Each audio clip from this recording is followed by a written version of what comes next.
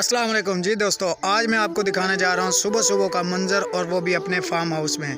क्या आप मेरे बालों को देख रहे हैं?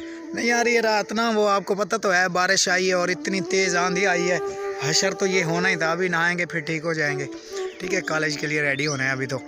अच्छा तो क्या कह रहे थे? हाँ ठीक है, सुबह सुबह का मंजर आपको दिखाता हूँ अपने फार्म हाउस का। ठीक है, आए चलते हैं, एंजॉय कीजिए, लाइक कीजिए, सब्सक्राइब कीजिए अगर आप मेरे चैनल पे न्यू हैं तो, और कमेंट तो ज़रूर कीजिए ताकि मैं आप लोगों की राय जान सकूँ। ठीक है।